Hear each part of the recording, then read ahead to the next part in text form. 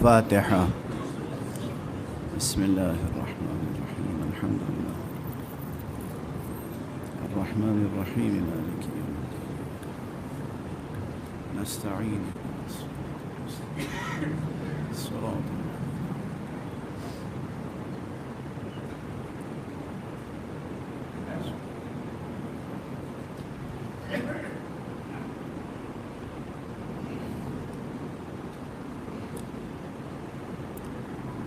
أعوذ بالله من الشيطان الرجيم.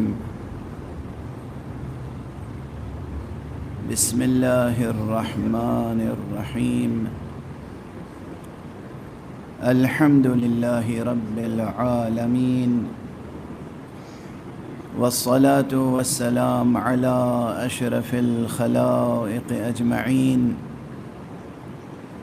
سيدنا وسيد الأولين والآخرين، حبيبنا وحبيب إله العالمين، إمام المرسلين وخاتم النبيين، أبي القاسم المصطفى محمد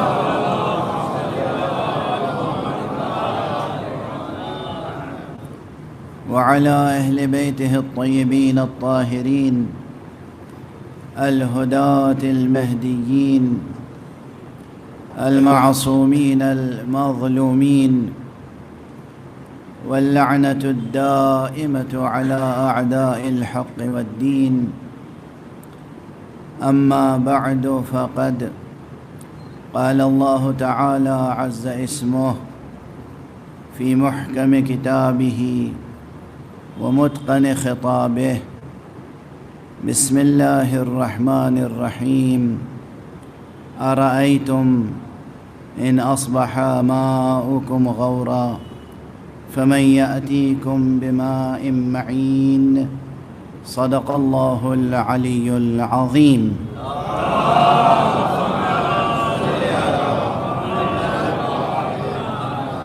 ایک اور بلندتر صلوات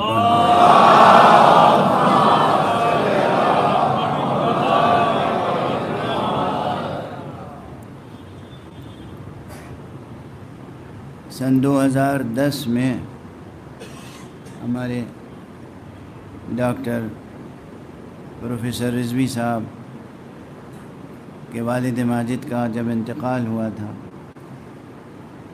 اس وقت انہوں نے مجھ سے مجلس پڑھنے کی خواہش کی، اور میں نادم ہوا، شرمندہ ہوا. میں ہندوستان میں موجود نہیں تھا، UK میں تھا. اور اس کے بعد مسلسل متعدد بار انہوں نے یہ خواہش کی کہ ان کے والد ماجد کے ایصال ثواب کی مجلس میں پڑھوں، اور ہر مرتبہ یہ ہوا کہ میں موجود نہیں تھا. اب یہ ایک اتفاق ہے کہ اس مرتبہ میں موجود تھا ملک میں، تو یہ سعادت مجھے مل گئی. حقیقت یہ ہے کہ ذکر حضرت سید الشہداء ایک بہت بڑی سعادت ہے. یہ سعادت ہے، یہ عبادت ہے، یہ تجارت نہیں ہے.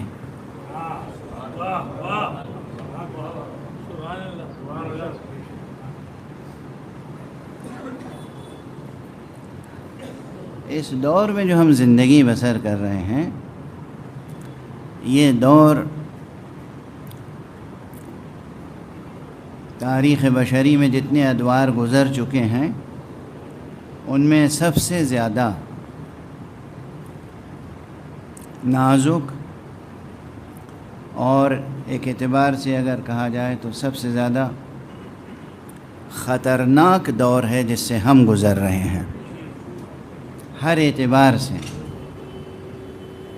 ہر لحاظ سے یہ دور بہت عجیب و غریب دور ہے.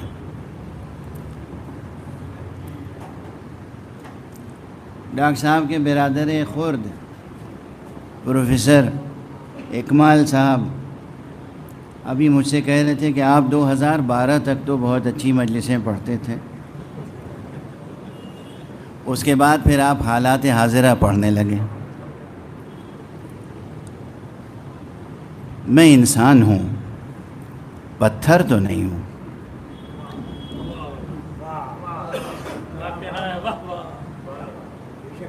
زمانے کے گزرنے کے نشانات پتھر پر بھی ابھر آتے ہیں، میں تو انسان ہوں۔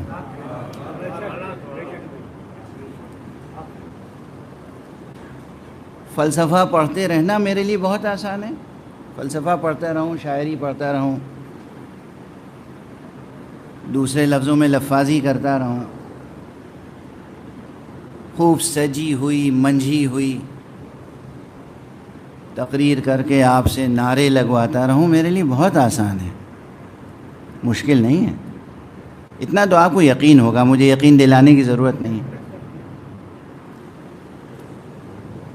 لیکن مجھے اللہ کو، رسول کو منہ دکھانا ہے، اور میں چاہتا ہوں کہ میرے سامعین میں سے ہر ایک کے اندر یہ احساس پیدا ہو جائے کہ ہمیں خدا کے سامنے پہنچنا ہے۔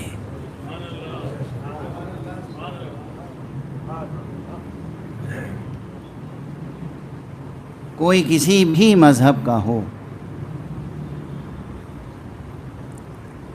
مسلمان ہو یا غیر مسلم،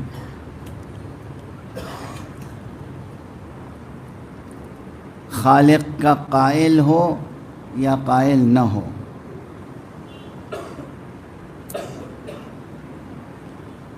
زندگی کے ہر مسئلے پر اختلاف کر سکتا ہے، الا ایک، موت پر اختلاف نہیں کر سکتا کہ مرنا ہے۔ اس پر ممکن نہیں ہے اختلاف۔ زندگی کی تعبیروں پر ہزارہا اختلافات ممکن ہیں، زندگی کی تعریف، تعبیر، تشریح، توضیح، زندگی کا فلسفہ، زندگی کی تہذیب، زندگی کی ڈسپلن، آپ ہزارہا اختلافات کر لیں، ایک چیز پر اختلاف ممکن نہیں ہے کہ ہمیں مرنا ہے۔ اور اس اعتبار سے اگر یہ بات یاد رکھیں جو میں اکثر کہا کرتا ہوں، یہ میرا بہت پسندیدہ موضوع ہے، جمالیات موت۔ جمالیات موت، لوگ زندگی کی جمالیات کی بات کرتے ہیں۔ اب دیکھیے آ گیا نا فلسفہ بیچ میں، فلسفہ جمال، فلسفہ ہے آخر۔ لوگ جمالیات حیات اور جمالیات وجود اور جمالیات ہستی کی بات کرتے ہیں، میں جمالیات موت کی بات کرتا ہوں۔ اور جمالیات موت کے بہت رخ ہیں، بہت سے نکات ہیں موت کی جمالیات کے عنوان کے تحت، مگر اس میں سب سے زیادہ بارز، نمایاں، واضح، سامنے کا ایک یہی نقطہ ہے کہ یہ ایک جمالیاتی قدر ہے کہ تمام تر اختلافات کے باوجود کوئی شے انسان کو ایک نقطے پہ متحد کر دے۔ اتحاد کر پیدا کر دینا، متحد کر دینا بہت بڑی جمالیاتی قدر ہے۔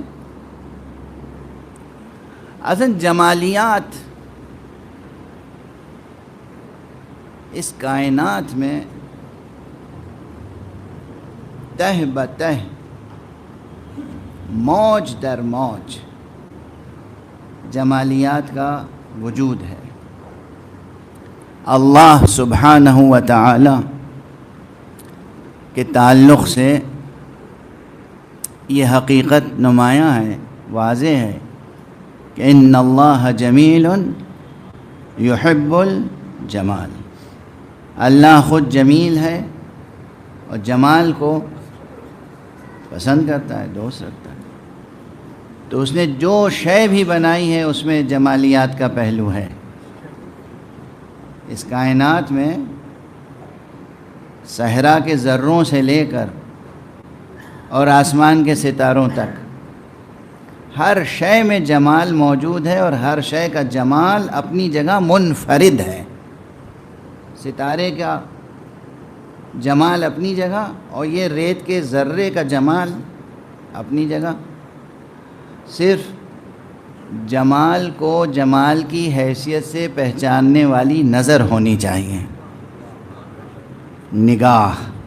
نگاہ حسن شناس. عجیب لطیف سی بات آ گئی ماشاءاللہ. ذہین مجمع ہے اور شعراء بھی ہیں تشریف فرما ہیں, ادبا ہیں, اہل ذوق ہیں, اہل نظر ہیں.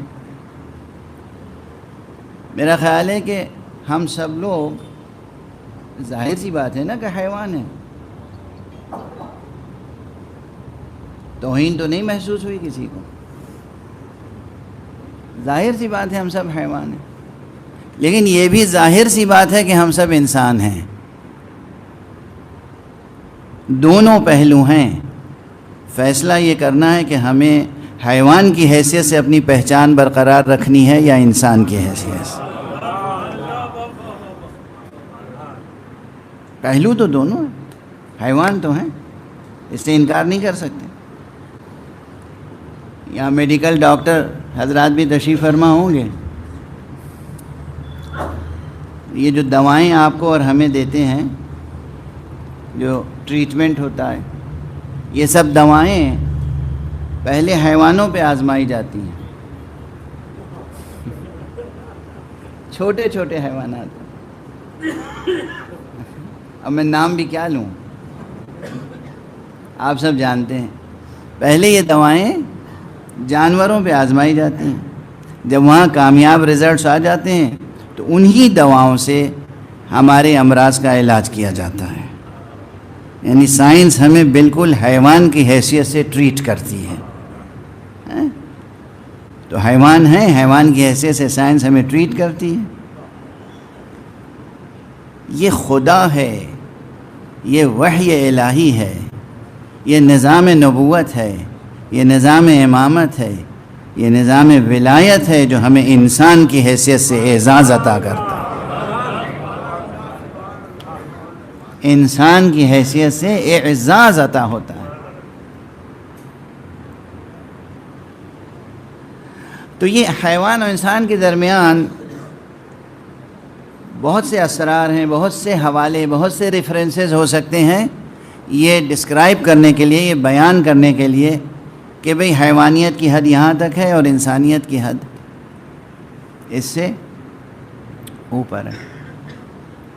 ان بہت سے ریفرنسز میں دے سکتا ہوں جن حوالوں سے انسان اور حیوان میں فرق کیا جا سکتا ہے کہ بھئی یہ حد ہے حیوان کی اور یہ اس سے اوپر حد ہے انسان کی. حالانکہ اب اوپر میں کہہ رہا ہوں, اب تو ہم اس دور میں آ چکے ہیں کہ یہ سوچنا پڑتا ہے کہ یہ حد ہے حیوان کی اور بس اس سے نیچے حد ہے انسان کی. صلوات پڑھ دیجئے محمد.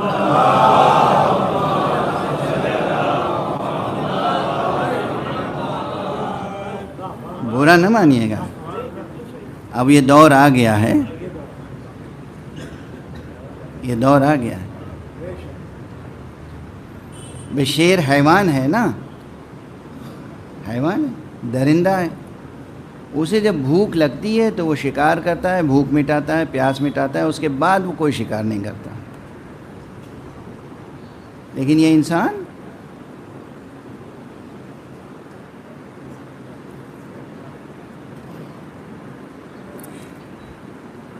جب نتنیاہو بن جاتا ہے, انسان جب ڈونلڈ ٹرمپ بن جاتا ہے,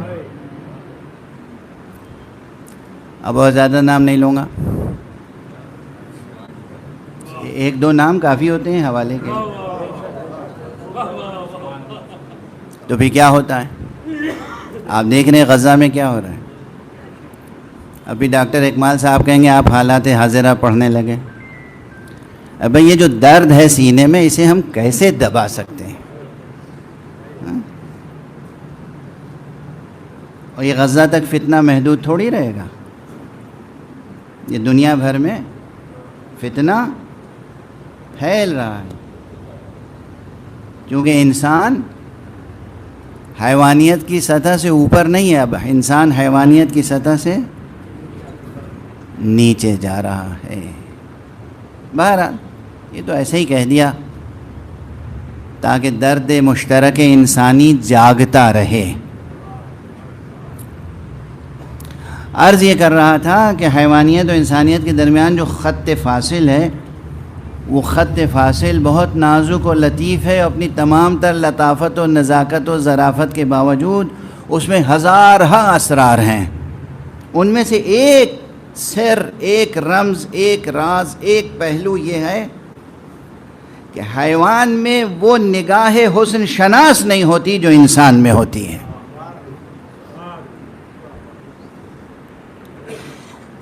حسن شناسی جو انسان میں ہے وہ حیوان میں نہیں ہوتی۔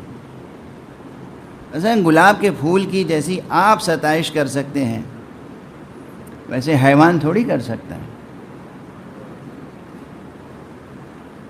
کوئی چیز اگر شیریں ہے تو اس کی شیرینی کی ستائش آپ جس طرح کر سکتے ہیں حیوان تھوڑی کر سکتے ہیں۔ اکثر میں مزاح میں کہتا ہوں، بعض اپنے دوستوں سے پوچھتا ہوں، بڑے اپنے علماء دوستوں سے بھی میں یہ مزاح کر لیتا ہوں کہ بتائیے غرض خلقت انسانی کیا ہے؟ اب ظاہر ہے وہ یہی کہتے ہیں کہ عبادت اور میں عرض کر دیا کرتا ہوں کہ بھئی عبادت تو فرشتے ہم سے اچھی کر سکتے ہیں اور کرتے ہیں، تو جب کوئی کام اچھا کرنے والا موجود ہو تو ہم جیسے بدتر لوگوں کی کیا ضرورت ہے؟ وہ کہتے ہیں آپ ہی بتائیے پھر انسان کس لیے پیدا ہوا ہے؟ میں کہتا ہوں انسان تو بس میٹھا کھانے کے لیے پیدا ہوا ہے۔ مزاح سے قطع نظر، مزاح ہے، لیکن جو میں عرض کر رہا تھا کہ شیرینی کی ستائش، اس لذت کی شناخت اور ستائش جو انسان کر سکتا ہے حیوان نہیں کر سکتا، یہ ہے نا۔ اسی طرح ایک چیز اور ہے، مزاح بھی، ابھی میں نے کہا میں مزاح کرتا ہوں، مزاح بھی انسان ہی کرتا ہے، حیوان مذاق نہیں کرتے۔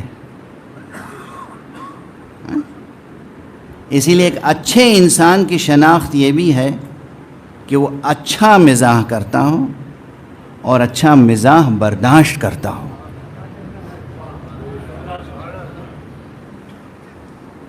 ایک صلوات پڑھ دیجیے محمد۔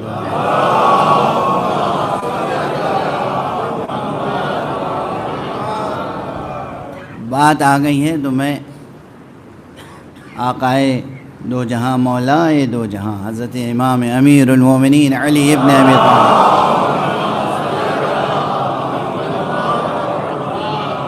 علیہ الصلاۃ والسلام کا ایک ارشاد سنا دوں آپ کو، اور وہ ارشاد یہ ہے، ہم لوگ سب مذاق کرتے تو ہیں آپس میں، طرح طرح سے مزاح کرتے ہیں، ہے نا۔ مولا فرماتے ہیں کہ یہ جو تمہارے دل ہیں یہ بھی تھک جاتے ہیں، ملول ہو جاتے ہیں،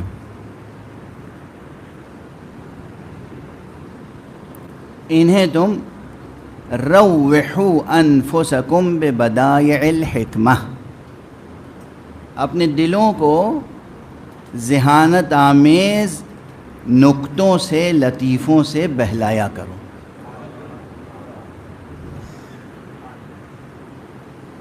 آپ ذرا غور فرمائیے کہ جن معصوموں نے مزاح کرنے تک کا سلیقہ سکھایا ہو،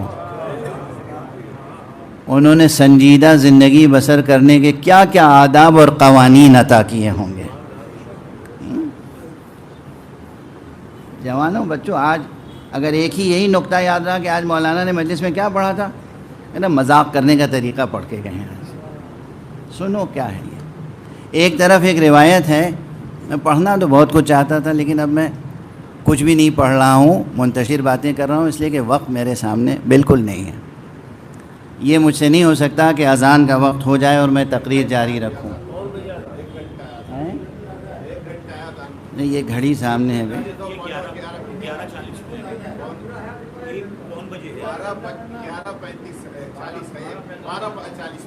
وقت ہے؟ اچھا چلیے، وقت ہے تو کچھ پڑھ دیں گے۔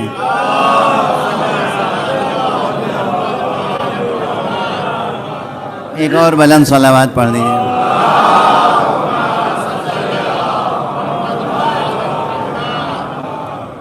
بہرحال یہ جو بحث تھی یہ بھی ایک حدیث ہے. معصوم نے فرمایا مزاح المؤمن عبادہ، مومن کا مزاح بھی عبادت ہے. کیا جملہ ہوا، کیا مفہوم ہے؟ مومن کا مزاح بھی عبادت ہے. کیوں عبادت ہے؟ اس کے بعد ایک اور چیز سنا دوں. ایک روایت میں یہ مضمون آیا ہے کہ افضل الاعمال بعد الصلاة ادخال السرور فی قلب المؤمن. نماز کے بعد سب سے افضل عمل یہ ہے کہ انسان کسی مومن کے دل میں مسرت ڈال دے، خوشی. کسی مومن کا دل خوش کر دینا، دل خوش کر دینا. آپ دیکھ رہے ہیں زندگی کی کس لطافت سے آشنا کیا ہے اسلام نے اور رہنمایان اسلام نے. نماز کے بعد سب سے افضل عمل یہ ہے کہ آپ کسی مومن کا دل خوش کر دیں. اچھا یہ کیوں ہے ایسا؟ اس لیے کہ خدا کی قسم اس کائنات میں اتنے آلام ہیں، اتنے مشکلات ہیں، اتنی مصیبتیں ہیں، اتنے مسائل ہیں، اتنی چیزوں کے ٹینشنز میں انسان مبتلا رہتا ہے. درد، الم، کرب ہے ہر ایک کی زندگی میں ہے، ہر ایک کی زندگی میں. جن کے رتبے ہیں سوا، ان کو سوا مشکل ہے. اب اس کائنات میں اور اس زندگی میں جہاں ہر انسان مختلف قسم کی مصیبتوں میں، مشکلوں میں، الجھنوں میں، فکروں میں مبتلا ہے، وہاں سوچئے کسی کے دل میں خوشی ڈال دینا کتنی بڑی عبادت ہوگی. تھوڑی دیر کے لیے صحیح آپ کسی کے دل کو خوش کر دیں. تو میں اکثر کہتا ہوں کہ یہ جو لمحے بھر کی خوشی ہوتی ہے، یہ مسکراہٹیں، یہ تبسم، یہ محبتیں، یہ انسان کو جینے کا نیا حوصلہ دے دیتی ہیں. اچھا لیکن وہ بات پوری کر دوں پھر آگے بڑھوں. یونیورسٹی کے اسٹوڈنٹس بھی یہاں تشریف فرما ہیں. ان کی تو خوش طبعی کا عالم ہی کچھ، طالب علمی کے زمانے کی خوش طبعی، کیا کیا ہنسی مذاق، ٹھٹھول، کھیل تماشا ہوتا رہتا ہے نا. اور ہونا چاہیے، بچے کو بچہ رہنا چاہیے، بڈھا نہیں ہو جانا چاہیے. بلکہ انسان کتنا ہی بوڑھا ہو جائے اس کو اپنے اندر ایک بچے کو ضرور زندہ رکھنا چاہیے. ٹھیک ہے نا؟ لیکن یہ جو آپ ہنسی مذاق ٹھٹھول کرتے ہیں، اس میں ایک چیز کا خیال رکھیے گا، یہ ہے ریاضت نفس، یہ ہے سیر و سلوک، یہ ہے عرفان، یہ ہے شریعت، یہ ہے طریقت. مذاق میں بھی انسان جھوٹ نہ بولے، ذہانت سے کام لے کر خوشی عطا کرے. آپ دیکھیں کتنی بڑی آزمائش ہو گئی. لوگ اٹھتے بیٹھتے جھوٹ بول کے ہنسا دیا، جھوٹ بول کے مذاق کر لیا، ایک الگ بات ہے. مذاق میں بھی جھوٹ نہ بولیں. امیر المومنین علیہ الصلوۃ والسلام کیا فرما رہے ہیں؟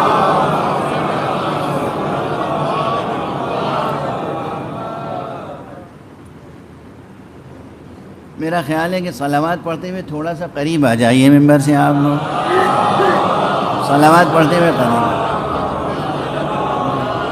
رضوی صاحب قریب آ جائیے اور قریب آئیے.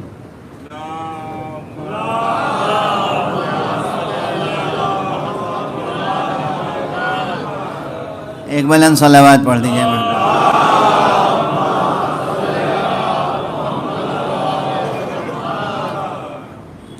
دیکھیے ایک ہی نقطہ ہے، مگر اس میں اب سوچیے کہ زبان کی، ذہن کی، سوچ کی، فکر کی کیسی ریاضت ہو جائے گی. مشق، محنت کرنی پڑے گی.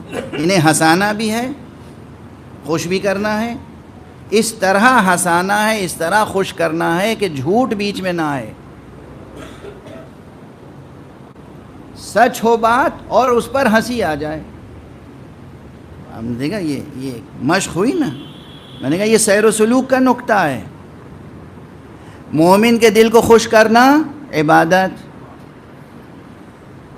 مزاح کرنا انسان کی لطافت کا تقاضا، اور اس طرح مزاح کرنا اور اس طرح خوش کرنا، اس طرح ہنسا دینا کہ جھوٹ بھی درمیان میں نہ آئے. یعنی مزاح کر رہے ہیں تو ذہن میں یہ رہے کہ رسول اللہ نے کہا ہے کہ مومن کو خوش کرنا عبادت ہے. سمجھ رہے ہیں میں کیا عرض کر رہا ہوں؟ آپ لوگ صرف نماز کی نیت کرتے ہیں کہ 2 رکعت نماز پڑھ رہا ہوں قربتاً اللہ. میں کہتا ہوں مزاح کیجئے تو نیت کر کے کہ اس مومن کو خوش کر رہا ہوں قربتاً اللہ.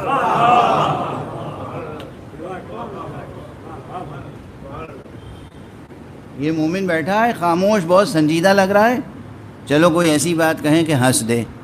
جو بھی غم ہے، جو بھی ہم ہے، جو بھی فکر ہے، تھوڑی دیر کے لیے اس فکر کی سنگینی تو کم ہو جائے گی.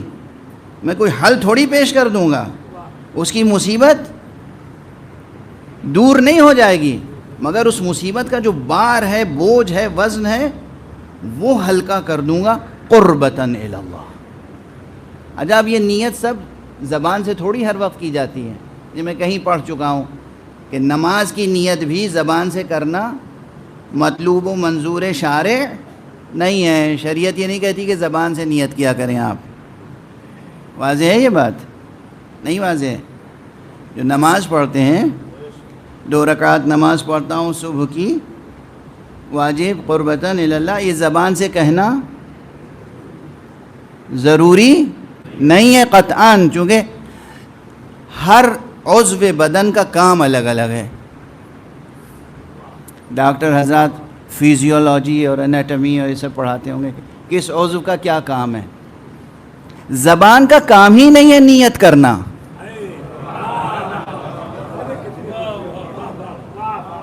نیت کرنا عمل قلب ہے، نیت دل میں ہونی چاہیے. صلوات پڑھ دیجئے محمد.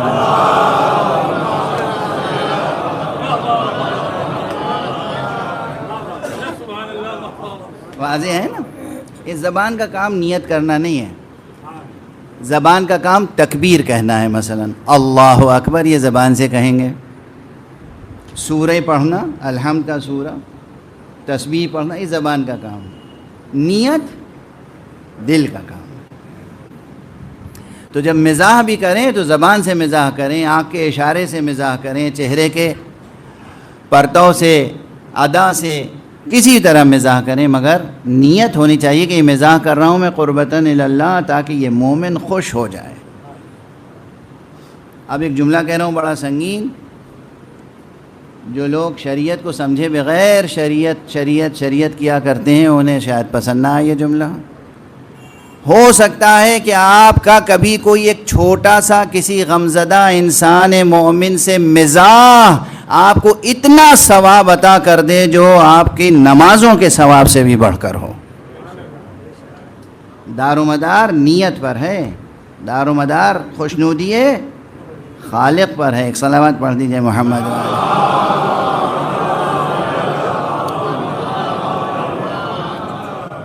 بہرحال اب اس بات کو یہیں روک دیتا ہوں. آج جوان اور بچے بس ایک بات یاد رکھیں گے. کیا پڑھا مولانا نے؟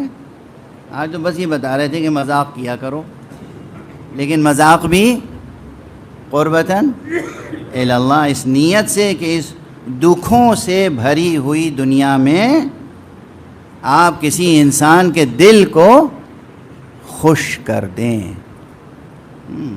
یہ سوچ ہے لوگوں کے دماغوں میں، یہ سوچ ہی مر چکی ہے. اب تو اٹھتے بیٹھتے یہ سوچتے ہیں کہ دوسرے کے دل کو دکھائیں کیسے.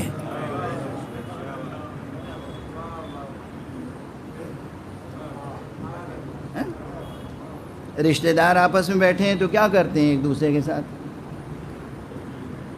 ایک دوسرے کی برائیاں، ایک دوسرے کی غیبتیں، ایک دوسرے کی عیب جوئی، ایک دوسرے کی شکایتیں، ایک دوسرے کے گلے.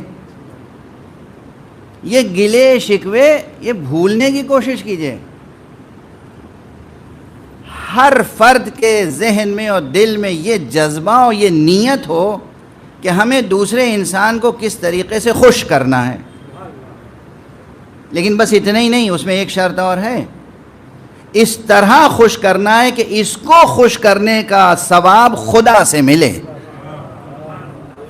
ورنہ انسانوں کو خوش کرنے میں تو آپ جہنم میں پہنچ جائیں گے. اب آپ کو ایک جملہ کہہ دوں، لطیف سا، ظریف سا، نازک سا. لوگ کہتے ہیں نماز پڑھنا صراط مستقیم ہے، روزہ رکھنا صراط مستقیم ہے، حج کرنا صراط مستقیم ہے، یہ بڑے بڑے عبادات کا نام آتا ہے.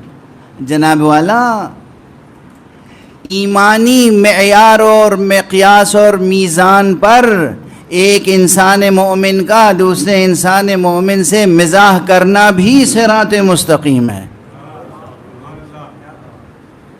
ایسی نازک سی بات ہے کہ مزاح ان سے کر رہے ہیں، خوش انہیں کر رہے ہیں، اور اجر و جزا خدا سے لینے کی امید ہے، اور اس اہتمام سے مزاح کر رہے ہیں کہ اس میں جھوٹ شامل نہ ہونے پائے.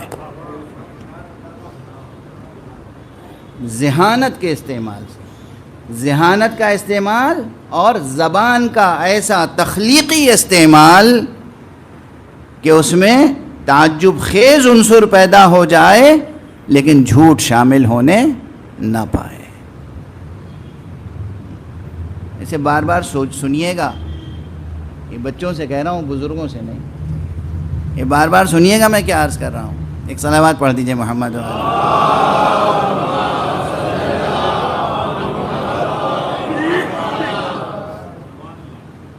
اچھا. اب میں یہ بات عرض کروں کہ ماشاءاللہ ہمارے جناب نایاب بلیابی صاحب بہت اچھا کلام پیش کر رہے تھے. میں سوچ کے کچھ اور آیا تھا، راستے میں سوچ کے کیا آیا تھا، مطلب یہاں داخل ہوتے ہوئے ایک موضوع مقرر کر لیا تھا ذہن میں. جب انہوں نے پانی کے عنوان سے اپنے اشعار پڑھے تو پھر میں نے اس آیت کو تلاوت کرنے کا شرف حاصل کیا ممبر پر آ کر، جو سورہ مبارکہ ملک کی آخری آیت ہے. بس چند فقرے اس آیت کے ذمن میں عرض کر دوں. سورہ مبارکہ ملک، بسم اللہ الرحمن الرحیم، تبارک الذی بیدہ الملک وہو علی کل شیء قدیر الذی خلق الموت والحیات لیبلوکم ایکم احسن عملا. کیا عظیم الشان سورہ ہے، بلاغت کے اعتبار سے، فصاحت کے اعتبار سے، معانی و مضامین کے اعتبار سے، تاثیر کے اعتبار سے. جو ارباب سیر و سلوک ہیں، جو اللہ والے لوگ ہیں، وہ عموماً میں ایک دوسرے سے تاکید کرتے ہیں کہ دیکھیے روزانہ سونے سے پہلے رات میں سورہ ملک ضرور پڑھ لیا کیجیے. بہت برکتیں ہیں اس کی، بہت. اچھا، جب برکتیں کا ذکر ہوتا ہے نا تو لوگ سمجھتے ہیں کہ جیسے چھت پھٹ جائے گی اور آسمان سے سونا چاندی برس پڑے گا، اسی کے انتظار میں رہتے ہیں دن رات. ایک بات اور عرض کروں، وہ برکتیں بھی دیتا ہے خدا. اصل برکت اندر، آپ کے وجود کے اندر وہ جو آثار پیدا ہوتے ہیں جو آپ کو ایک عظیم انسان بنا دیتے ہیں.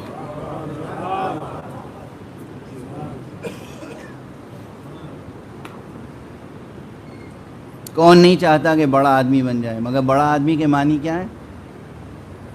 بڑا آدمی کے معنی ہے کہ اس کا گھر بڑا ہو، اس کے پاس ماشاءاللہ بہترین گاڑیاں ہوں، ہیلی کاپٹر ہو، اس کے اپنے گھر کے آنگن میں ہیلی پیڈ ہو اور ہیلی کاپٹر رکھتا ہو. بڑا آدمی کا یہ تصور ہے دنیا میں. یعنی بڑا آدمی کا تصور یہ ہے کہ ڈونلڈ ٹرمپ ہو، بل گیٹ ہو، اس طرح کے نام. بڑا آدمی اسے نہیں کہتے، بڑا آدمی اسے کہتے ہیں جو اندر سے بڑا ہو. بڑا آدمی بڑا جسم نہیں، بڑا بدن نہیں، بڑا انسان وہ ہوتا ہے کہ جس کے اندر اللہ کی صفتیں پیدا ہو جائیں. یہ آ گیا نا بڑا سا جملہ، ہلکی ہلکی بات ہو رہی تھی. اب ایک بڑا سا جملہ آ گیا. بڑا انسان کسے کہتے ہیں؟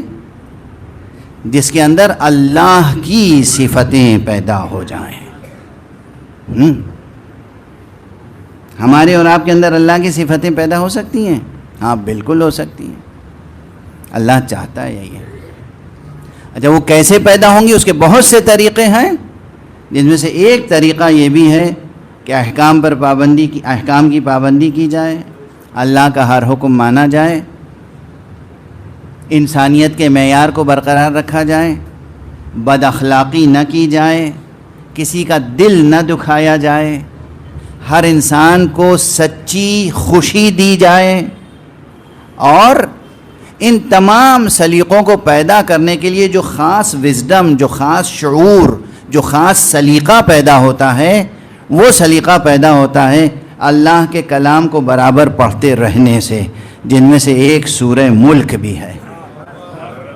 اگر آپ یہ سورہ ملک پڑھتے رہیں گے مسلسل تو آپ کے اندر کا شجر انسانی شجر سایہ دار ہو جائے گا.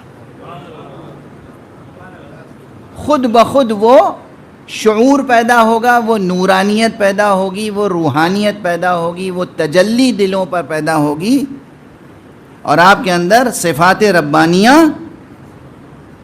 جلوہ بار ہو جائیں گی. خود بخود یہ سلیقہ آنا چاہیے. ہر کام کرنے کے لیے ایک ٹریننگ ہوتی ہے، ایک سلیقہ ہوتا ہے.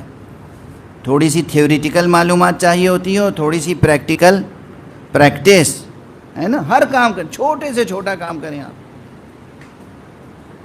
تھوڑا سا نصاب پڑھنا ہوتا ہے. اب بھائی ہوٹل مینجمنٹ کون سی بڑی قیامت کی بات ہے، مگر آج کل کورسز ہیں یا نہیں ہوٹل مینجمنٹ کے؟ کسی بھی چیز کا ہے. Business management, hotel management, hospital management, ہر مینجمنٹ کے کورسز کتنے ہیں دنیا میں. اس میں تھوڑا سا آپ کو تھیوریٹیکلی نصاب پڑھنا ہوتا ہے اور بہت کچھ آپ کو سلیقہ سیکھنا ہوتا ہے. یہ نصاب بنا دیے لوگوں نے، ٹریننگ سینٹرز بہت ہیں. بڑا انسان بننے کے لیے جو نظری اور عملی درس چاہیے، وہ درس کہیں اور نہیں ملے گا سوائے قرآن اور عطرت مصطفیٰ صلی اللہ علیہ وسلم.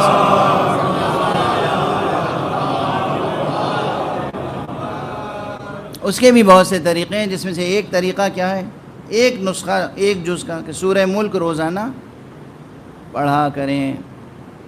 اس سورہ ملک کے اوپر تو بہت دیر تک گفتگو ہو سکتی ہے، مگر میں بس آخری آیت جو میں نے پڑھی ہے آپ کے اشعار کو سن کر، اس کے تعلق سے ایک دو جملے کہہ کر میں اب اس موضوع کی طرف آؤں گا جو ذہن میں تھا. سورہ شروع ہوتا ہے پرشکوہ انداز میں قدرت الہیہ کے بیان سے.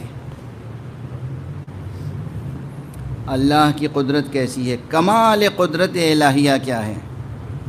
تبارک الذی بیدہ الملک وہو علی کل شیء قدیر. برکت والی ہے وہ ذات، برکت والا ہے وہ پروردگار کہ جس کے دست قدرت میں ہر شے کا، ہر طرح کا اختیار موجود ہے. پرشکوہ انداز میں قدرت باری تعالیٰ کے بیان سے گفتگو شروع ہوتی ہے اور آثار قدرت کی طرف متوجہ کیا جاتا ہے. اور آخری آیت بالکل اس کی یہ ہے، ارأیتم ان اصبح ماؤکم غورا فمن یأتیکم بماء معین. کیا تم نے یہ سوچا ہے، یہ غور کیا ہے، کبھی فکر کی کہ جب تمہارا پانی زمین کی گہرائی میں جذب ہو کر غائب ہو جائے گا تو اس وقت دوبارہ تمہارے لیے زندگی عطا کرنے والا صاف و شفاف پانی کون عطا کرے گا؟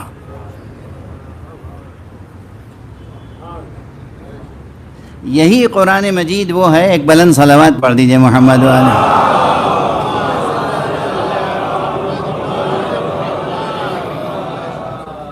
ایک اور بلند صلوات پڑھ.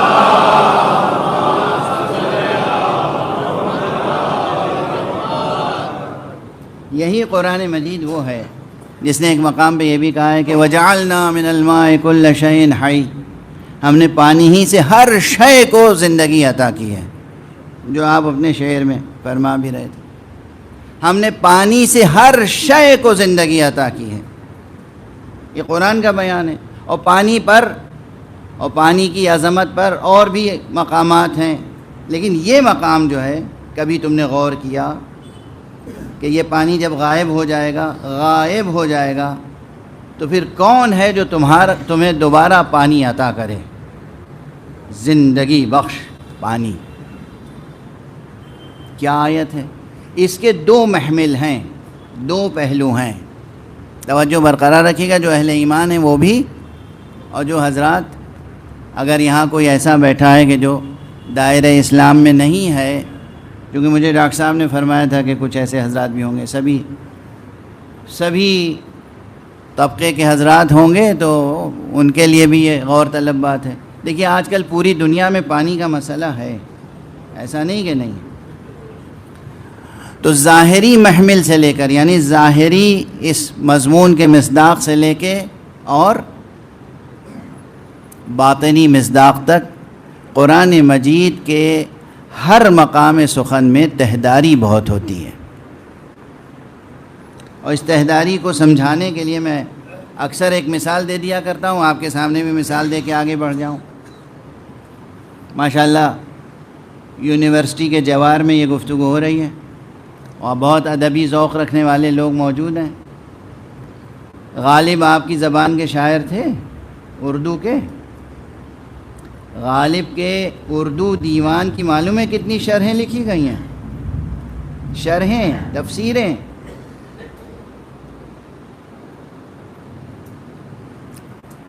تقریباً 150 سے زیادہ، اور بعض شعروں کی، یعنی صرف جو مطلع دیوان غالب ہے، نقش فریادی ہے کس کی، شوخی ہے تحریر کا، کاغذی ہے پیرہن، ہر پیکر ہے تصویر کا، ان دو مصروں کی تشریح میں مختلف لوگوں نے مل کے ہزاروں صفحے لکھے، کوئی مبالغہ نہیں ہے، یہ میں بات بڑھا کے نہیں پیش کر رہا ہوں۔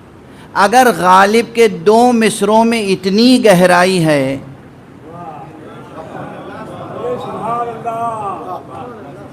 کہ ہزاروں لوگ اس کی تشریح لکھ رہے ہیں، تو خالق کلام و خالق کائنات کے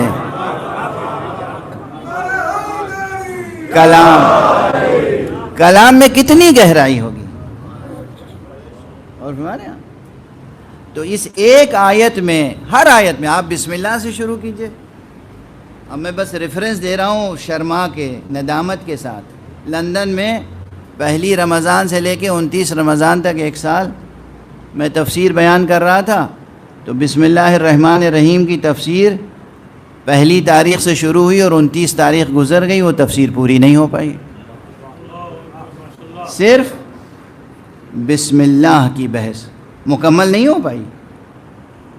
بسم اللہ الرحمن الرحیم کی تفسیر، وہ یوٹیوب پر تو آج کل ماشاءاللہ ہر چیز ہے، تو وہ تقریریں بھی ہوں گی کہ جس میں بسم اللہ کی بحث اس فقیر طالب علم نے شروع کی، اور 29 دن گزر گئے اور بسم اللہ کی تفسیر پوری نہیں ہو پائی، اور پھر یاد آیا کہ میاں تم کیا اور تمہاری حقیقت کیا، اسی لیے تو مولا کائنات نے فرمایا تھا کہ پوری بسم اللہ نہیں، صرف بے کی تفسیر اگر مولا بیان کر دیں تو 70 اونٹوں پر بار کی جائے گی وہ تفسیر۔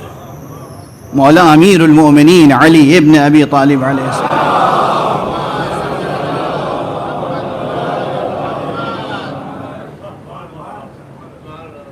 تو بس دست ادب جوڑ کے آپ حضرات سے بھی گزارش ہے کہ ایک تو یہ کہ قرآن پڑھا کیجئے، پھر اس کے ٹرانسلیشنز بھی ڈیفرنٹ ٹرانسلیشن، ڈیفرنٹ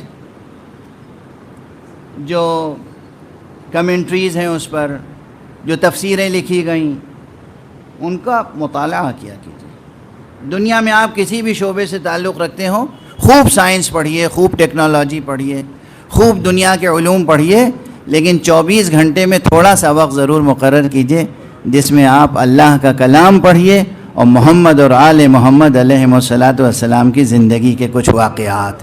صلوات پڑھ دیجئے محمد.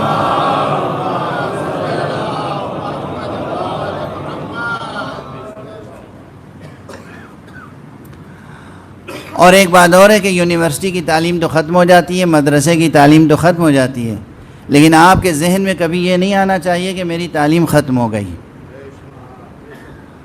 یہ جو دو درس ہیں نا، قرآن اور اہل بیت کا، یہ ہر وقت ہمیشہ تا حیات قائم رہنا چاہیے. 24 گھنٹے میں تھوڑا وقت ضرور مخصوص کریں جس میں قرآن اور کلام مصطفیٰ، کلام امیر المومنین علی مرتضیٰ، کلام امام حسن مجتبیٰ، کلام حضرت سید الشہداء ابو عبداللہ الحسین.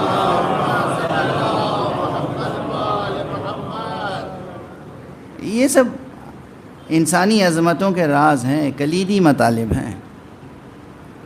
اچھا، اب میں جلدی سے یہ بات عرض کر کے اور اس موضوع پر آؤں جو چند جملے اور عرض کرنے. یہ جو آیت ہے، دیکھیے پانی کا ذکر ہے اس میں. کبھی تم نے غور کیا کہ جب تمہارا پانی غائب ہو جائے گا، اس میں ایک تو یہ پانی بھی شامل ہے جو ظاہری ہے، لیکن پانی ایک سمبل ہے، پانی ایک علامت ہے، پانی ایک اشارہ ہے، پانی ایک استعارہ ہے. قرآن مجید میں میٹافرس سے اور سیمیلیز سے بہت کام لیا گیا ہے. تشبیہیں اور استعارے بہت ہیں قرآن مجید میں، مجازات بہت ہیں قرآن مجید میں. پانی علم کا بھی استعارہ ہے، پانی ہدایت کا بھی استعارہ ہے. آپ کسی بڑے عالم کو کوہ علم نہیں کہتے، بحر العلوم کہتے ہیں. پانی زندگی کا استعارہ ہے، پانی علم کا استعارہ ہے، پانی ہدایت کا استعارہ ہے. یہاں پانی کا استعارہ اس امامت کے سلسلے اور ہدایت کے سلسلے سے بھی ہے کہ جو امیر المومنین علی ابن ابی طالب علیہ السلام سے شروع ہوا ہے اور حضرت مہدی آخر الزمان عجل اللہ تعالی فرجہ الشریف پر ختم ہونے والا ہے. وہ ہے آب حیات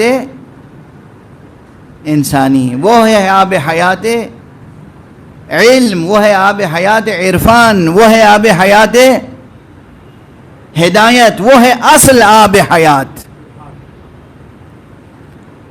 یہ میں اپنی طرف سے نہیں عرض کر رہا ہوں، روایات اہل بیت سے استفادہ کر کے عرض کر رہا ہوں.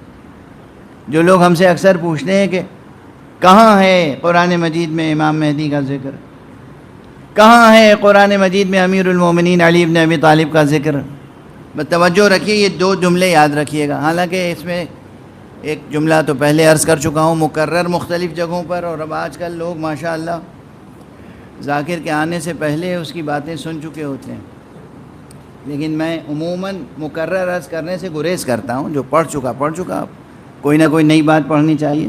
لیکن یہ بات ایسی ہے کہ اسے دہرا رہا ہوں.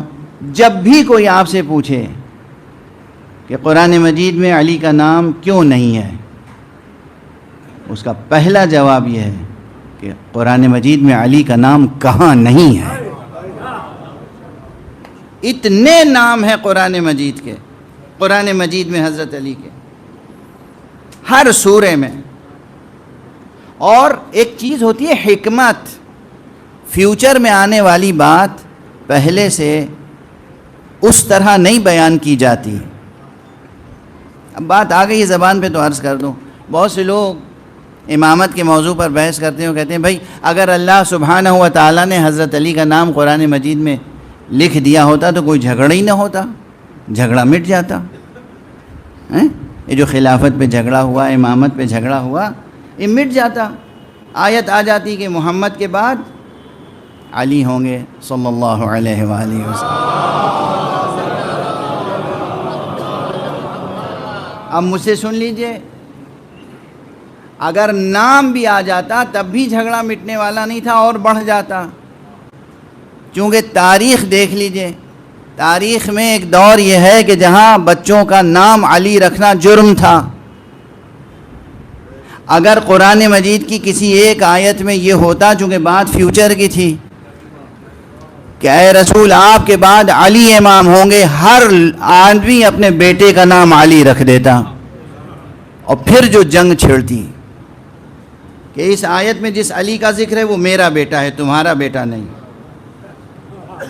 اس آیت میں جس علی کا ذکر ہے وہ میرے قبیلے کا علی ہے، تمہارے قبیلے کا علی نہیں، اس آیت میں جس علی کا ذکر ہے وہ تمہارے کنبے کا علی نہیں، ہمارے کنبے کا علی ہے۔ جھگڑا مٹتا یا بڑھتا؟ بڑھ جاتا۔ نام لکھ دینے سے جھگڑا نہیں مٹتا۔ اللہ نے اس انداز سے علی کا نام بھی رکھا ہے اور ان کے صفات اور کوالیفیکیشنز لکھی ہیں، چونکہ نام رکھ لینا آسان ہوتا ہے، صفتیں پیدا کرنا مشکل ہوتا ہے۔ صفتیں بیان کرنا، صفتیں بیان کرنا۔ تو امامت کا تصور مکمل طور پر قرآن مجید میں موجود ہے، از اول تا آخر۔ آخر امام مہدی عجل اللہ تعالی فرجہ۔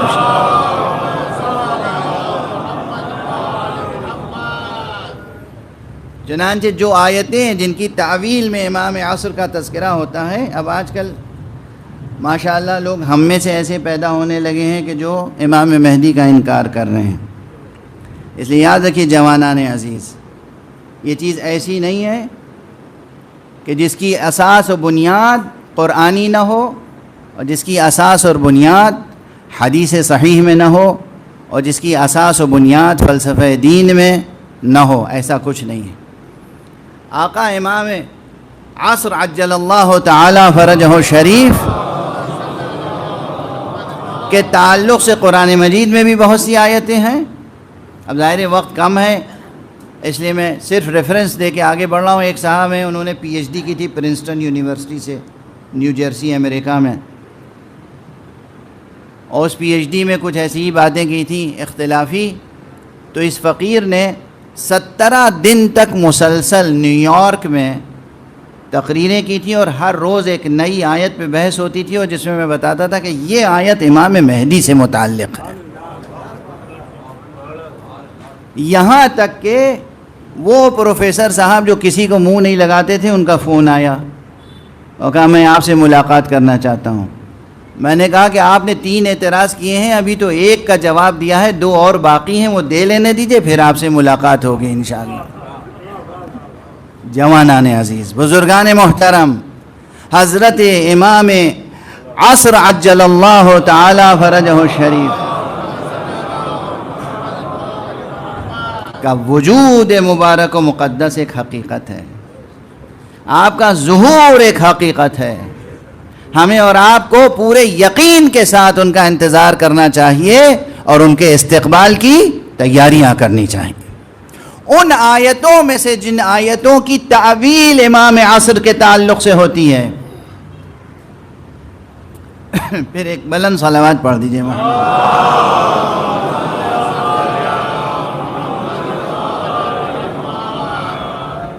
ایک اور بلند صلوات۔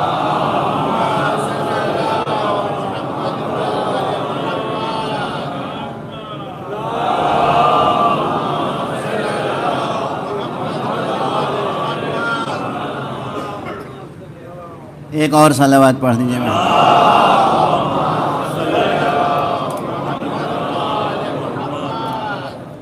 جن آیتوں کی تعویل میں وجود مبارک و مقدس امام عصر کا تذکرہ ہوتا ہے، ان میں سے ایک اہم آیت یہ ہے جس میں آپ کے وجود کا بھی ذکر ہے، غیبت کا بھی ذکر ہے، دوبارہ ظہور کا بھی ذکر ہے، کہ کیا تم نے غور کیا جب پانی غائب ہو جائے گا تو اسے دوبارہ ظاہر کون کرے گا؟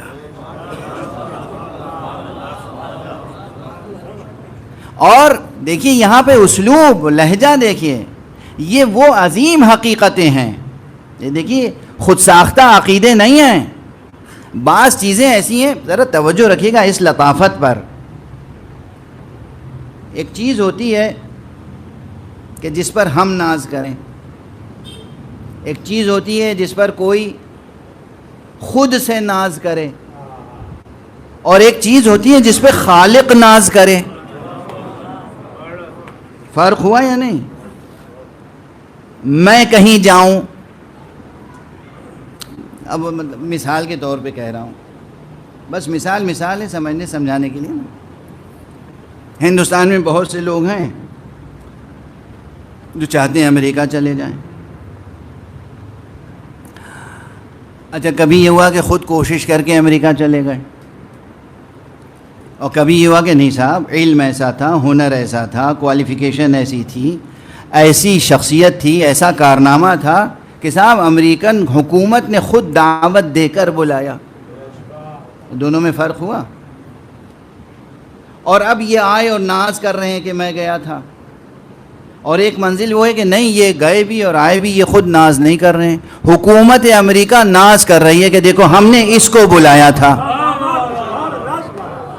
اب یہ بالکل گری ہوئی مثال ہے، چونکہ جہاں امریکہ کا نام آ جائے نا، یہ بالکل گری پڑی مثال ہے۔ امریکہ کوئی چیز ہے جہاں جا کے انسان ناز کرے؟ خدا کی قسم، ہمارا بھارت، ہمارا ہندوستان کہیں عظیم ہے امریکہ سے، ہر اعتبار سے، ٹھیک ہے نا؟ تو مثال دے رہا ہوں، مثال ہے کہ اب صاحب کوئی ایسے یونیورسٹی پروفیسر یا کوئی ایسی کوالیفیکیشن رکھنے والا کہ جناب وائٹ ہاؤس سے خود لیٹر آیا کہ آپ تشریف لائیے اور آپ کا آنا ہمارے لیے اعزاز ہے، فخر ہے، اور پھر وہ کہیں کہ ہم نے، دیکھو ہم نے اپنے ملک میں اسے بلایا، ہے نا؟ مثال ہے نا۔ اب یہ گری، ہم لوگ زمینی لوگ ہیں تو زمینی مثال دے دی۔ اب ایک بڑی آسمانی مثال دیں۔ جو لوگ معراج کا انکار کرتے ہیں وہ یہ غور نہیں کرتے کہ رسول نے تھوڑی دعویٰ کیا ہے کہ میں معراج پہ گیا تھا۔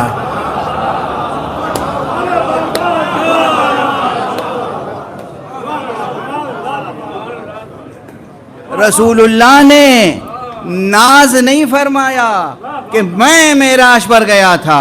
قرآن مجید کا انداز دیکھیے، کہتا ہے سبحان الذی اسری بعبدہ، کیا کہنا اس کا جو اپنے بندے کو لے گیا۔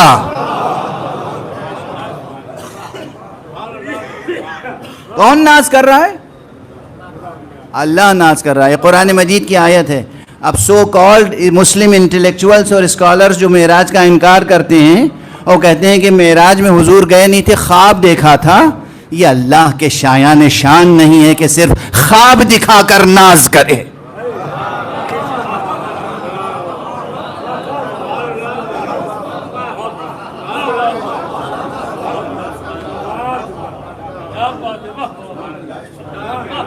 خواب دکھا کے ناز کرے، وہ ناز فرما رہا ہے۔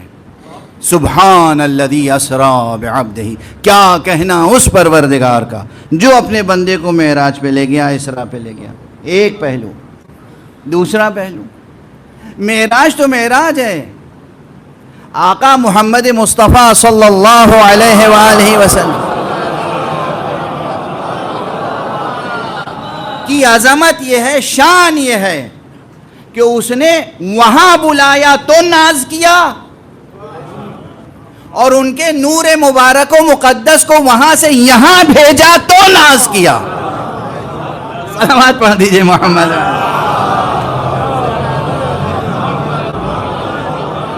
نعرہ رسالت یا رسول اللہ، نعرہ حیدری یا علی، نعرہ صلوات۔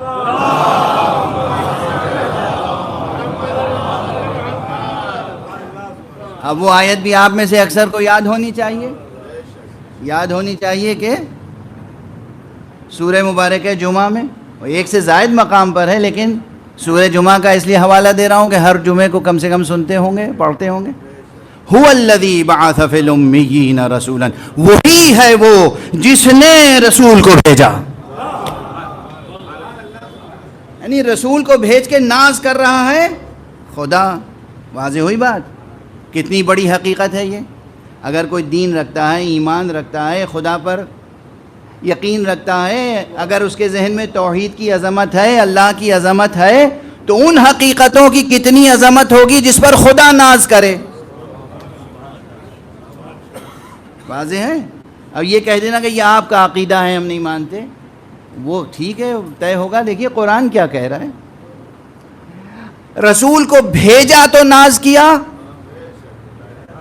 رسول کو بلایا تو ناز کیا۔ اب یہ بھی اللہ اپنی عظمت بتا رہا ہے نا کہ کبھی تم نے غور کیا کہ جب پانی غائب ہو جائے گا تو دوبارہ کون لائے گا؟ یعنی کوئی اور نہیں، ہم ہیں جو اس کو دوبارہ ظہور کے عالم میں لائیں گے۔ صلوات پڑھ دیجئے محمد و آل محمد۔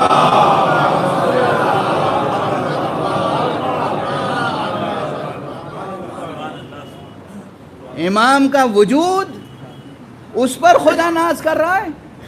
امام کی غیبت کے بعد دوبارہ ظہور، اس پر خدا ناز کر رہا ہے۔ اپنی قدرت کی عظمتوں میں سے ایک عظمت یہ بتا رہا ہے کہ ہم ہیں ہم جو اسے غیبت میں رکھ کے دوبارہ لائیں گے۔ صلوات پڑھ دیجئے محمد و آل محمد۔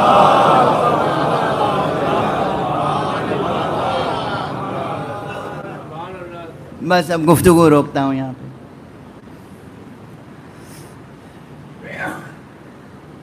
اب میں نے ابھی عرض کیا تھا کہ دیکھیے کوئی تعلیم بھی ہو، وہ یونیورسٹی میں ختم ہو جائے یا مدرسے میں ختم ہو جائے، لیکن علم کی تحصیل کا سلسلہ ہماری زندگی میں ختم نہیں ہونا چاہیے، سفر زندگی کے ساتھ رہنا چاہیے۔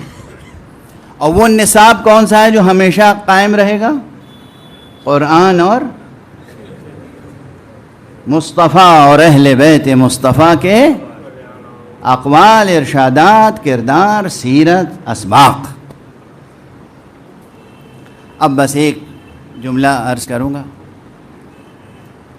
آقا امام حسین علیہ السلام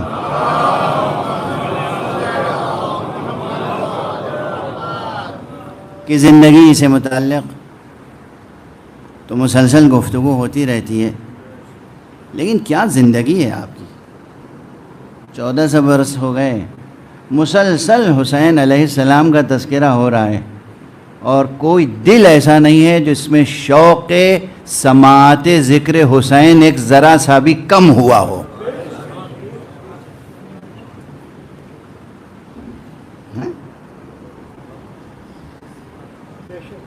انہوں نے جب مجلس کا اشتہار مجھے بھیجا تو اس کے نیچے وہ جوش ملیح آبادی کا کہ 2 مصرے لکھے ہوئے تھے، انسان کو بیدار تو ہو لینے دو، ہر قوم پکارے گی ہمارے حسین۔ یہ بڑی سچی حقیقت ہے۔ یہ میں سمجھتا ہوں کہ جوش کی زبان سے روح القدس نے کلام ادا کیا ہے۔ آقا حسین کے تعلق سے بہت سے شعراء نے بہت سی باتیں کہیں، جو مختلف مسالک کے لوگ ہوں گے ان کے لیے بس اب 2-3 باتیں میں شعر کی زبان میں کہہ دوں۔ لکھنؤ کے ایک بہت اچھے شاعر تھے جناب مہدی نظمی صاحب، مرحوم و مغفور۔ ان کا ایک شعر ہے، بہت مشہور ہے، سادہ سا شعر ہے مگر مجھے بہت یاد رہتا ہے کہ در حسین پر ملتے ہیں ہر خیال کے لوگ، یہ اتحاد کا مرکز ہے آدمی کے لیے، صرف مومنوں کے لیے نہیں، صرف مسلمانوں کے لیے نہیں، بلکہ آدمی کی، انسان کے لیے اتحاد کا مرکز۔ اس میں کوئی مبالغہ نہیں ہے، یہ ایک حقیقت کا سادہ سا بیان ہے، مگر کیا جمالیات ہے اس بیان میں، اس لیے کہ جمالیات حقیقت ہی میں ہوتی ہیں۔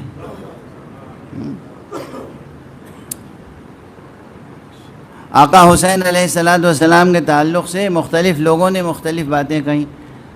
آپ کے پڑوسی ملک کے ایک بہت مشہور صحافی ہیں، وہ صحافی بھی ہیں لیکن شاعر بھی ہیں۔ ان کا ایک شعر بہت عجیب و غریب ہے اور حالات حاضرہ کے مطابق ہے۔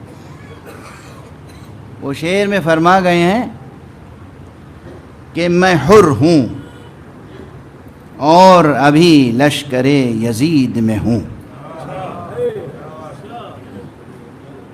میں حر ہوں اور ابھی لشکر یزید میں ہوں، میرا حسین ابھی کربلا نہیں پہنچا۔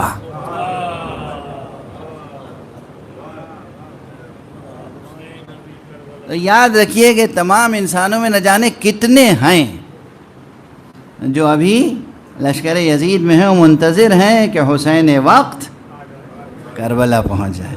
تو جب امام عصر عجل اللہ تعالی فرجہ الشریف تشریف لائیں گے تو یہ نہ سمجھیے کہ فلاں زیدی صاحب و فلاں رضوی صاحب و فلاں نقوی صاحب یہی حضرات ہوں گے۔ ان لوگوں کی عاقبت بخیر ہو جائے تو شکر کا مقام ہے، لیکن نہ جانے کتنے ہوں گے مختلف نسلوں سے، مختلف ملکوں سے، اس لیے کہ عالم بشری تشنا ہے اس آب حیات کے لیے جس کے ظہور پر خدا ناز کر رہا ہے۔ دو تین فقرے اور عرض کر دوں، قریب ہو جائے گفتگو معال مجلس سے۔ آقا حسین کی زندگی کے متعلق مسلسل گفتگو ہوتی ہے، اور اکثر لوگ کہتے ہیں کہ بھئی ہمیں تو بس ایک دن کی زندگی ان کی سنائی جاتی ہے کربلا کی، اب وہ ایک دن کی زندگی بھی معمولی نہیں ہے۔ پھر ایک بڑی بحث کو سمیٹ کے دو مصروں میں کہہ دوں، ایک صاحب ہوتے تھے علامہ نجم افندی، مرحوم، بہت اچھے شاعر تھے، پروفیسر عراق رضا صاحب تشریف فرمائے، پروردگار انہیں طول عمر عطا فرمائے۔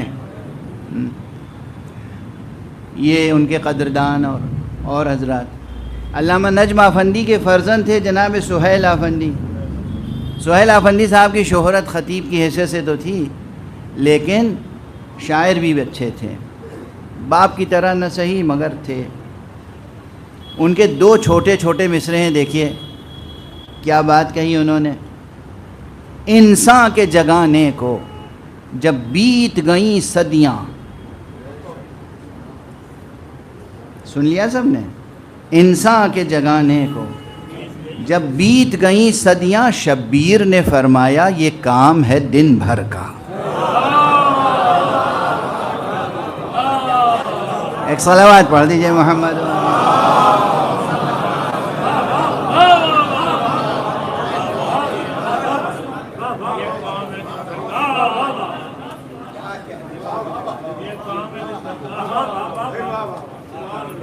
ایک دن جو آقا حسین کی زندگی کا ہے نا،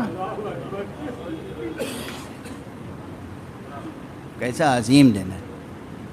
خدا کی قسم، دنیا سنوارنی ہو تو اور آخرت بنانی ہو تو آقا حسین سے بڑا کوئی وسیلہ ہمارے پاس نہیں ہے۔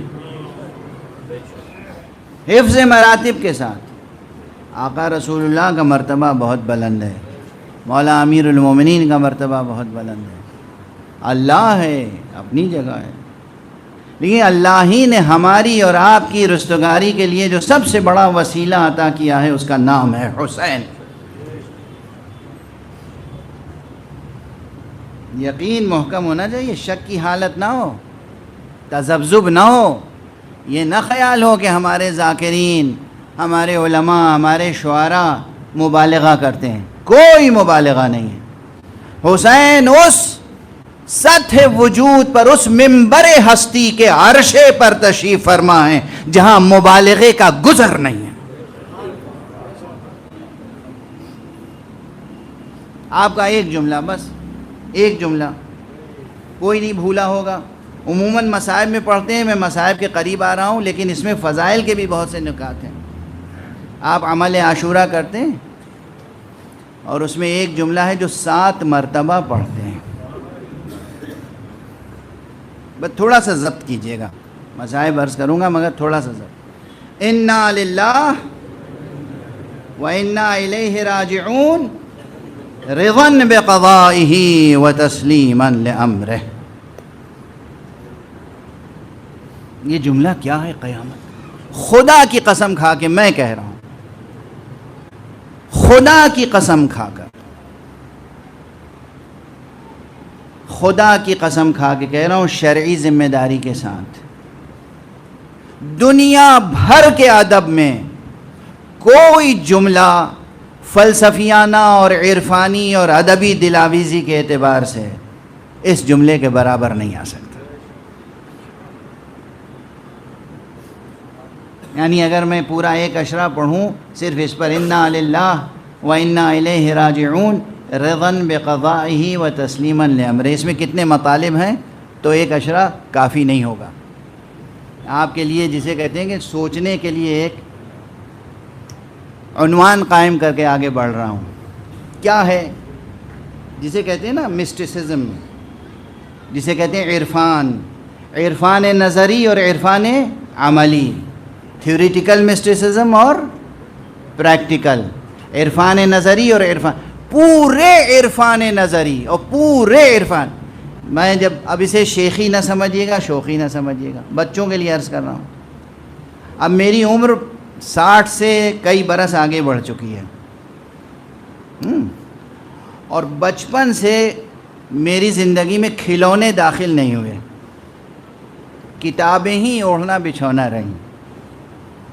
اور آج بھی کہیں رہوں سفر میں یا گھر پہ 6 سے 8 گھنٹے روزانہ ایسے پڑھتا ہوں جیسے ایک طالب علم پڑھتا ہے امتحان دینے کے لیے. پڑھتا رہتا ہوں. کچھ لوگ مذاق اڑاتے ہیں، مختلف چیزیں پڑھتا رہا، تمام دنیا کا ادب، مذہب، فلسفہ، اس سب کے مطالعے کے بعد میں عرض کر رہا ہوں یہ جملہ انا للہ و انا الیہ راجعون رضا بقضائہ و تسلیما لامرہ. عرفان کے موضوع پر جو کچھ لکھا گیا، ابن عربی نے جو لکھا اور کاشانی نے جو لکھا اور مولانا روم نے جو لکھا اور جناب والا غزالی نے جو لکھا اور جتنے نام آپ لے لیجئے مشرق کے اور مغرب کے، وہ سب، اس میں سے بیشتر چیزیں میں نے استادوں کے ساتھ بیٹھ کے سامنے پڑھی ہیں، سبق پڑھی ہیں. فصوص الحکم و فتوحات اور مصباح الانس سے ابن فناری اور ابتدائی کتاب جو ہے علم عرفان کی، تمہید القواعد سے لے کر کوئی بڑی سے بڑی کتاب، بڑے سے بڑا جملہ اس جملے کے برابر نہیں آ سکتا. انا للہ و انا الیہ راجعون رضا بقضائہ و تسلیما لامرہ. کیا ہے اس میں؟ تیزی سے سن لیجئے، تیزی سے عرض کروں، چونکہ کھول کے بیان کروں گا تو لطف تو آئے گا مگر وقت نہیں ہے. زندگی کا آغاز کہاں سے ہوا؟ اللہ کے یہاں سے.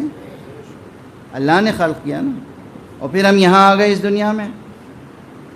تو تخلیق کا اور ہستی کا اور وجود کا ایک قوس یعنی ایک کمان، ایک قوس ہے جسے کہتے ہیں قوس نزول. نزول یعنی اوپر سے نیچے آنا، قوس نزول. اس کے مراتب ہیں، مراحل ہیں، اسرار ہیں، مطالب ہیں. پھر یہاں سے واپس ہمیں جانا ہے، اسے کہتے ہیں قوس صعود. صعود یعنی اوپر جانا. اور اس میں ہزارہا مطالب ہیں. اس فقرے میں انا للہ و انا الیہ راجعون، قوس نزول بھی ہے، قوس صعود بھی. اور اس میں پورا اس ایک فقرے کی تشریح میں پورا نظریاتی عرفان آ جاتا ہے. اچھا، ایک چیز ہے نظریاتی، تھیوریٹیکل. دوسری چیز کیا ہے؟ پریکٹیکل.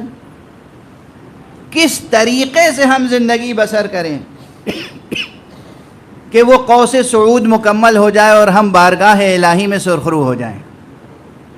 ہزارہا مطالب ہیں، ہزارہا منازل ہیں، ہزارہا مراحل ہیں، لیکن ان سب کو 2 کلمات میں امام حسین نے سمیٹ دیا: رضا بقضائہ و تسلیما لامرہ. سفر زندگی، سفر وجود اس طرح طے کرو کہ اللہ کے ہر فیصلے پہ راضی رہو، ہر حکم پر سر تسلیم خم رہے. سادہ سا ترجمہ تو کر دیا میں نے، اور اس ترجمے میں ظاہر ہے کہ وہ ایک سطری ترجمے میں مطالب ادا نہیں ہو پاتے، لیکن آپ کے لیے ایک عنوان قائم کر کے جا رہا ہوں، سوچتے رہیے. آقا حسین کا ایک جملہ ذہنی تربیت کے لیے بھی کافی ہے اور عملی تربیت کے لیے بھی کافی ہے. ہم خدا کے ہیں، خدا کے لیے ہیں، خدا کے ہاں سے آئے ہیں، خدا کے ہاں جا رہے ہیں. ہر سانس ہمیں خدا سے قریب کر رہی ہے. یا ایھا الانسان انک کادح الی ربک کدحا فملاقیہ. کشا یہ انسان خدا کی طرف لے جایا جا رہا ہے. تو عظمت کی بات یہ ہے، لطف کی بات یہ ہے کہ انسان اس طرح جائے کہ لے جایا نہ جائے، خود جائے. اور اس کی بارگاہ میں جانا ہے تو قدموں سے نہ جائے، سینہ و سر سے جائے۔ سینہ و سر کے بل کس طرح عشق کا سفر طے ہوتا ہے، اسے حسین سے بڑھ کر کون سمجھائے گا۔ بس اب میری طاقت بھی ختم ہو گئی، وقت بھی ختم ہو گیا، صرف آپ کے لیے سوچنے کے کچھ عنوانات مقرر کر دیے۔ سر اور سینے کے بل کس طرح عشق کا سفر طے ہوتا ہے، یہ آقا حسین سے بڑھ کے کون سمجھائے گا، جس کا سر قلم کیا گیا سجدے کی حالت میں، اور جس کے سینے پہ اس طرح گھوڑے دوڑائے گئے۔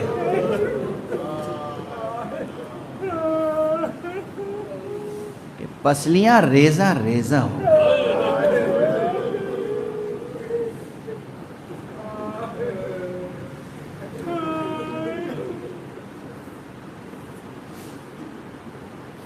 اچھا، یہ شاعری کا مبالغہ نہیں ہے، یہ تو وہ سچی تاریخ ہے جو دشمنوں نے لکھی ہے، کہ کس طریقے سے ہم نے سر قلم کیا، کس طریقے سے ہم نے گھوڑے دوڑائے، کس طریقے سے حسین کی پسلیوں کو چور چور کیا، کس طرح آقا حسین کے سینے کی ہڈیاں زانوں کی ہڈیوں سے مخلوط ہو گئیں۔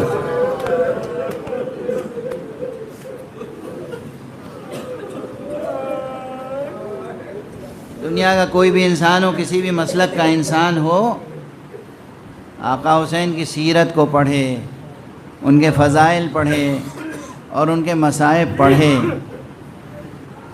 اور یہ ممکن نہیں ہے کہ وہ اس کے اندر انسانی لحاظ سے بلندی پیدا نہ ہو، انسانی لحاظ سے آقا حسین کے فضائل پڑھ سن کر بھی انسان بحیثیت انسان بلند ہوتا ہے، انسان بحیثیت انسان بلند ہوتا ہے، خدا سے قریب ہوتا ہے۔ آقا حسین کے فضائل سن کر، آقا حسین کے مصائب سن کر اسے انسانی قدریں پیدا ہوتی ہیں اور الہی قدریں پیدا ہوتی ہیں، ربانی صفتیں پیدا ہوتی ہیں۔ حسین، بس وقت ختم ہو گیا تو بس معال مجلس کے لیے ایک بات، ایک جملہ، ایک مصیبت کا حوالہ۔ آقا حسین کی شہادت آپ نے سنی اور آپ نے گریہ فرمایا۔ آقا حسین شہید ہوئے، سر قلم کیا گیا، گھوڑوں کی ٹاپوں سے پامال کیا گیا۔ اس کے بعد آقا حسین کے اہل بیت پر کیا کیا ستم ہوا۔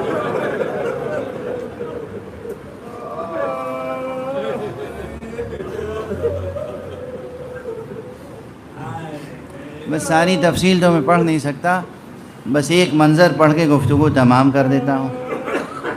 دشمنوں کو بھی یہ معلوم تھا کہ یہ حسین وہ ہیں جنہیں اپنی بیٹی سکینہ سے بہت محبت ہے۔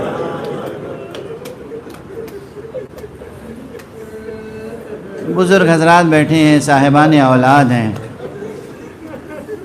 بیٹی سے ماں باپ کو کیا محبت ہوتی ہے، حسین کو اپنی بچی سے کیا محبت تھی۔ یہ روایت موجود ہے کتابوں میں، تو پڑھ رہا ہوں۔ معلوم تھا کہ حسین سکینہ سے بہت محبت کرتے ہیں، اور جاتے جاتے خیمے سے نکلتے نکلتے آقا حسین نے کبھی رباب سے کہا میری بیٹی کا خیال رکھنا،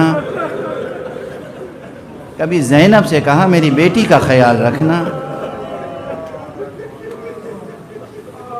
لیکن جب 11 محرم کو اہل حرم کو اسیر کیا گیا تو اس بچی کو نہ ماں کی آغوش میں رہنے دیا گیا، نہ پھوپھی کی آغوش میں۔ کہتے ہیں اس بچی کو دشمنوں نے لیا، ایک خالی ناقے پر بچی کو سینے کے بل لٹا کے رسیوں سے باندھ دیا۔ اب جب یہ ناقہ چلتا تھا بچی کی پسلیاں بھی زخمی ہوتی تھیں۔ وہاں خاک گرم کربلا میں بابا کی پسلیاں ریزہ ریزہ، یہاں پشت ناقہ پہ بچی کی پسلیاں زخمی ہو رہی ہیں۔ جیسے جیسے ناقہ قدم بڑھاتا ہے بچی کراہتی ہے بابا بابا، بھیا سید سجاد، میری پھوپھی زینب، ارے میری پسلیاں زخمی ہو رہی ہیں۔ مگر دشمن ہے کہ اسی طرح کشاں کشاں لے کر آگے بڑھ. انا للہ و انا الیہ راجعون رضا بقضائہ و تسلیما لامرہ. پروردگار ہمیں علوم قرآن اور معارف اہل بیت سے آشنا فرما. معبود پروردگار عالم بشریت کو معرفت حضرت سید الشہداء عطا فرما. پروردگار ہمارے جوانوں میں ایمان کی تازگی اور یقین کا استحکام اور ان کے مستقبل کی روشنی عطا فرما. پروردگار ملت اسلامیہ امت اسلامیہ کے اور انسانیت کے مستقبل کو روشن فرما. پروردگار علماء اعلام مرجعیات رشیدہ مراجع کرام کی حفاظت فرما. پروردگار حضرت آیت اللہ العظمیٰ سید علی سیستانی کی حفاظت فرما. پروردگار مقام معظم رہبری حضرت آیت اللہ العظمیٰ امام خامنئی کی حفاظت فرما. پروردگار اسلام کے پرچم کو بلند فرما. مسلمانوں کو سرفراز فرما. انسانیت کو سرفراز فرما. پروردگار اپنے ولی آخر کو اذن ظہور عطا فرما اور ان کے ہاتھوں سے اپنی رحمت و رافت و عدالت کا پرچم لہرا دے. ایک مرتبہ سورہ حمد اور 3 مرتبہ سورہ اخلاص کی تلاوت فرما کر مرحوم و مغفور جناب سید مرتضیٰ حسین رضوی اور اس خانوادے کے تمام بزرگان مرحومین کی روحوں کو اور تمام مومنین و مومنات کی روحوں کو ایصال فرما.